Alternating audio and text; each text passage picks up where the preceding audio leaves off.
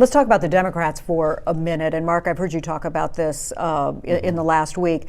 You know, did they overreach in the General Assembly last year, thinking that 2019 was an endorsement of them and their, fairly liberal policies for Virginia, rather than a repudiation of Donald Trump? Right. So winners of political campaigns all the time overread their mandate from the voters. They always believe that their great ideas have been affirmed by the voters and that they can now do what they said they would do in the campaign.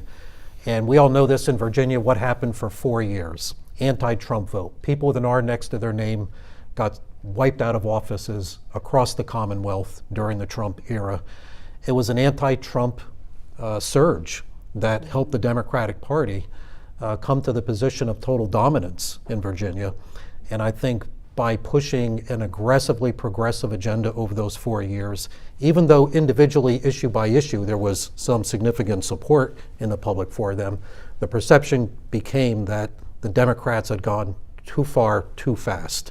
And I think there was a counter reaction to that ultimately.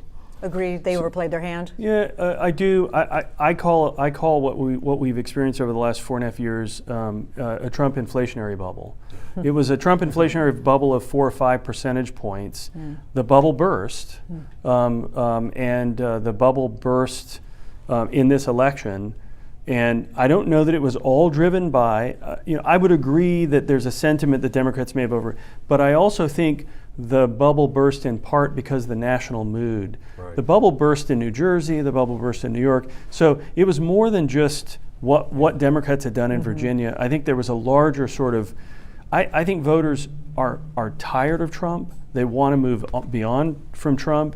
And to Mark's earlier point, the McAuliffe campaign may have done the Youngkin campaign a favor by focusing on Trump as much as they did, because voters are sick of Trump. The Democratic brand was suffering. I mean, with the declining popularity of the president, what happened in Afghanistan, the crisis at the border, inflation,